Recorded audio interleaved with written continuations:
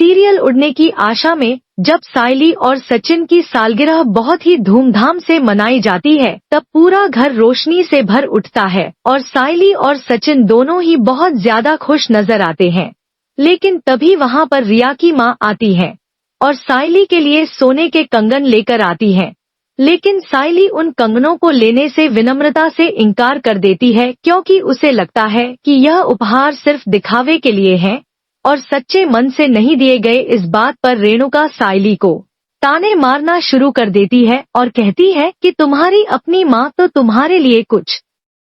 लेकर नहीं आई, लेकिन यह तो रिया की माँ है जो तुम्हें मन से तोहफा दे रही है और तुम उसे भी मना कर रही हो। तभी वहाँ पर सायली की माँ की भी एंट्री हो जाती है, जो जूही के साथ आई होती है और वह आते ही सायली को एक खूबसूरत सोने का हार देती है, जो उनके खानदान का पुश्तैनी हार होता है और वह चाहती है कि अब यह हार सायली को मिले। यह देखकर रेणुका के होश उड़ जाते हैं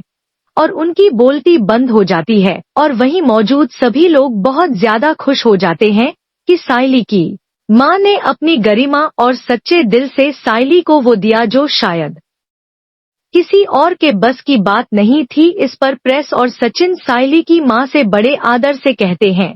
कि हमें इस हार की कोई जरूरत नहीं है, हमें तो सिर्फ आपका आशीर्वाद चाहिए। और सायली भी अपनी माँ से बहुत भावुक होकर कह देती है कि मुझे यह हार नहीं चाहिए, क्योंकि यह आपका है और इस पर सिर्फ आपका ही अधिकार है। लेकिन रेणुका फिर भी नहीं मानती और दोबारा सायली को ताना देती है और कहती है कि मुझे तो पहले से ही पता था कि यह सब तुम्हारी प्लानिंग है, सिर्फ दिखावे के लिए तुम यह सब कर रही हो, देने के लिए कुछ नहीं है। इस बार सायली चुप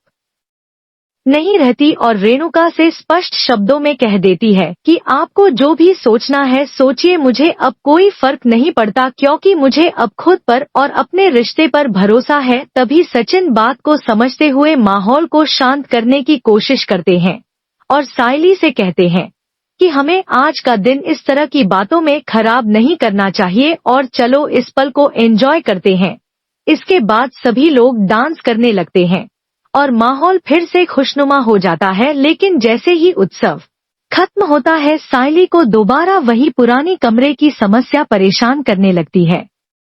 और सचिन भी यह महसूस करता है कि उन्हें अब इस घर में एक अलग कमरा मिलना ही चाहिए, क्योंकि सायली अब माँ बनने वाली है और उसे एक अलग जगह और सुकून चाहिए जहाँ वह आराम से रह सके। इसलिए अब सचिन कमरे की डिमांड करने का फैसला करता है और यहीं से कहानी लेने वाली है एक नया बड़ा मोड़, जिसमें सचिन और सायली को मिलेगा उनका हक या फिर होगा कोई नई साजिश। अब आगे क्या होगा देखने के लिए जुड़े रहिए और अपनी राय कमेंट में जरूर साझा कीजिए।